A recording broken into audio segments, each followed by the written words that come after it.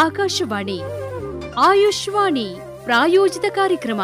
ಮೊಡವೆಗಳ ನಿಯಂತ್ರಣಕ್ಕೆ ಹೋಮಿಯೋಪತಿ ಚಿಕಿತ್ಸೆಯನ್ನು ತಿಳಿಸುತ್ತಾರೆ ಡಾಕ್ಟರ್ ಪ್ರಸನ್ನ, ಉಪನಿರ್ದೇಶಕರು, ಹೋಮಿಯೋಪತಿ ಆಯುಷ್ ನಿರ್ದೇಶನಾಲಯ, ಬೆಂಗಳೂರು.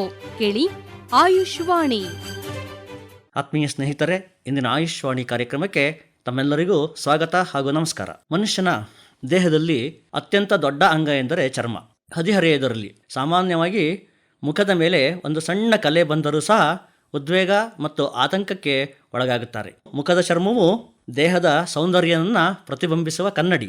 ಈ ಕನ್ನಡಿಯಲ್ಲಿ ಸಾಮಾನ್ಯವಾಗಿ ಕಂಡುಬರುವ ಸಮಸ್ಯೆ ಎಂದರೆ ಮಡವೆ. ಈ ಮಡವೆಯನ್ನು ಇಂಗ್ಲಿಷ್ನಲ್ಲಿ ಪಿಂಪಲ್ ಮತ್ತು ವೈದ್ಯಕೀಯ ಭಾಷೆಯಲ್ಲಿ ಏಕ್ನೆ ಅಂತ ಕರಿತೀವಿ. ಇದು ಜೀವಕ್ಕೆ ಅಪಾಯಕಾರಿಯಲ್ಲ, ಆದರೆ ಮುಖದ ಸೌಂದರ್ಯ ಮತ್ತು ಆತ್ಮವಿಶ್ವಾಸದ ಮೇಲೆ ಪರಿಣಾಮ ಬೀರುತ್ತದೆ.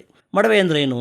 ನಮ್ಮ ಚರ್ಮದಲ್ಲಿರುವ ಎಣ್ಣೆ ಗ್ರಂಥಿಗಳು ಅಂದರೆ ಸಿಬೇಷಿಯಸ್ ಗ್ಲ್ಯಾಂಡ್ ಹೆಚ್ಚು ಎಣ್ಣೆ ಉತ್ಪಾದಿಸಿದಾಗ, ಜೊತೆಗೆ ನಾಶ ಹೊಂದಿದ ಚರ್ಮದ ಕೋಶಗಳು ಮತ್ತು ಬ್ಯಾಕ್ಟೀರಿಯಾಗಳು ಸೇರಿ ರಂಧ್ರಗಳನ್ನು ಮುಚ್ಚಿದಾಗ ಮಡವೆ ಉಂಟಾಗುತ್ತದೆ.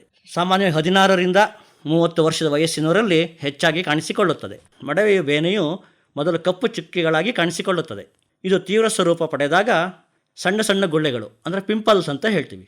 ಅದ ನಂತರ ಕೀವು ತುಂಬಿದ ಗುಳ್ಳೆಗಳು ಅಂದರೆ ಪಸ್ಟ್ಯೂಲ್ಸ್ ಅಂತ ನಾವು ಕರಿತೀವಿ. ಇನ್ನೂ ಹೆಚ್ಚಾದಾಗ ಚೀಲ್ಗಟ್ಟುಗಳು ಅಂದರೆ ಸಿಸ್ಟ್ ಅಂತ ಹೇಳ್ತೀವಿ. ಅದರ ನಂತರ ಇದು ದೊಡ್ಡ ಗಂಟುಗಳಾಗುತ್ತೆ. ಇದು ನಾಡ್ಯೂಲ್ಸ್ ಅಂತ ಕರಿತೀವಿ. ಚರ್ಮವು ಕೆಂಪಾಗಿ ಎಣ್ಣೆ ಸವರಿಯಂತೆ ಗೋಚರವಾಗುತ್ತದೆ. ಕೆಲವು ಹೆಂಗಸರಲ್ಲಿ ಮುಟ್ಟಾಗುವ ಕೆಲವು ದಿನಗಳ ಮುನ್ನ ಕಾಣಿಸಿಕೊಳ್ಳುತ್ತದೆ. ಮುಟ್ಟಾದ ಕೆಲವು ದಿನಗಳ ನಂತರ ಮಾಯವಾಗುತ್ತದೆ. ಇದನ್ನು ಮುಟ್ಟು ಮುಂಚಿತ ಮಡವೆ ಅಂದರೆ ಪ್ರಿಮೆನ್ಸ್ಟ್ರಿಯಲ್ ಏಕ್ನೆ ಅಂತ ಕರಿತೀವಿ. ಇದಕ್ಕೆ ಕಾರಣ ಹಾರ್ಮೋನುಗಳ ಅಸಮತೋಲನ. ಮೊಡವೆಗೆ ಸಾಮಾನ್ಯ ಕಾರಣಗಳು ಹಾರ್ಮೋನುಗಳ ವ್ಯತ್ಯಾಸ, ಆನುವಂಶಿಕತೆ, ಹೆಚ್ಚು ಎಣ್ಣೆಯುಕ್ತ ಸೌಂದರ್ಯವರ್ಧಕ ವಸ್ತುಗಳ ಬಳಕೆ, ಮಾನಸಿಕ ಒತ್ತಡ, ಅತಿಯಾದ ಸಿಹಿ ಮತ್ತು ಜಂಕ್ ಫುಡ್ಗಳ ಸೇವನೆ, ಚರ್ಮವನ್ನು ಸರಿಯಾಗಿ ಆರೈಕೆ ಮಾಡದೇ ಇರುವುದು. ಯಾವ್ಯಾವುದು ವಿಧಗಳಿವೆ ಅಂತ ನೋಡೋಣ. ಮೊದಲನೇದಾಗಿ ಇನ್ಫ್ಯಾಂಟೈಲ್ ಏಕ್ನೆ ಅಂತ ಕರಿತೀವಿ, ಅಂದರೆ ಎಳೆಗೂಸಿನಲ್ಲಿ ಬರುವ ಮಡವೆ. ಮಗು ಜನಿಸಿದ 1 ವರ್ಷದೊಳಗೆ ಮಡವೆಗಳು ಕಾಣಿಸಿಕೊಳ್ಳುತ್ತದೆ. ಸಾಮಾನ್ಯವಾಗಿ ಮೊದಲ 3 ತಿಂಗಳಲ್ಲಿ ಕಾಣಿಸಿಕೊಂಡು ನಂತರ ತನ್ನಷ್ಟಕ್ಕೆ ತಾನೇ ಕಡಿಮೆಯಾಗುತ್ತದೆ. ಕೆಲವು ಔಷಧಿಗಳ ಸೇವನೆಯಿಂದಲೂ ಸಹ ಮಡವೆ ಬರುತ್ತದೆ.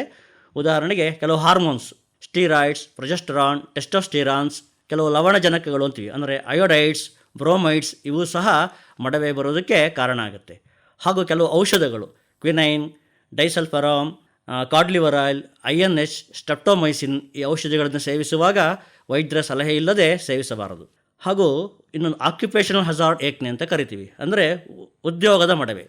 ರಾಸಾಯನಿಕ ಕಾರ್ಖಾನೆಗಳಲ್ಲಿ ಕೆಲಸ ಮಾಡುವ ಕಾರ್ಮಿಕರಲ್ಲಿ ಎಣ್ಣೆ, ಟಾರ್ಗಳು, ಮೇಣ, ಕ್ಲೋರಿನೇಟೆಡ್ ಹೈಡ್ರೋಕಾರ್ಬನ್ ಇವ ಸಂಪರ್ಕದಿಂದ ಈ ಒಂದು ಮಡವೆ ಉಂಟಾಗುತ್ತೆ. ಇದನ್ನು ಉದ್ಯೋಗದ ಮಡವೆ ಅಂತ ಕರಿತೀವಿ.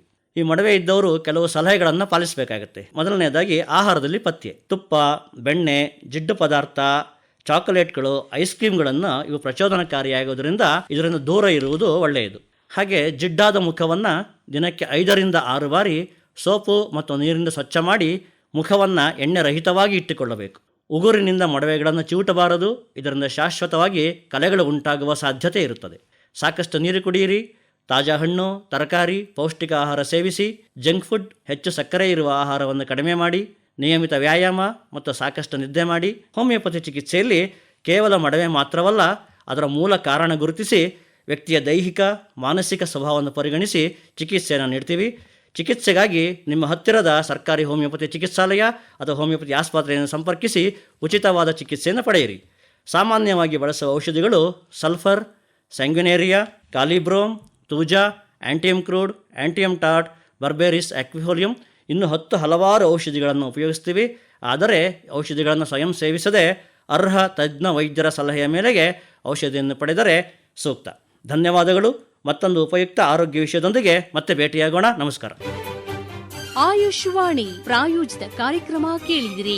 ಮೊಡವೆಗಳ ನಿಯಂತ್ರಣಕ್ಕೆ ಹೋಮಿಯೋಪತಿ ಚಿಕಿತ್ಸೆಯನ್ನ ತಿಳಿಸಿದವರು ಡಾಕ್ಟರ್ ಪ್ರಸನ್ನ, ಉಪನಿರ್ದೇಶಕರು, ಹೋಮಿಯೋಪತಿ ಆಯುಷ್ ನಿರ್ದೇಶನಾಲಯ, ಬೆಂಗಳೂರು.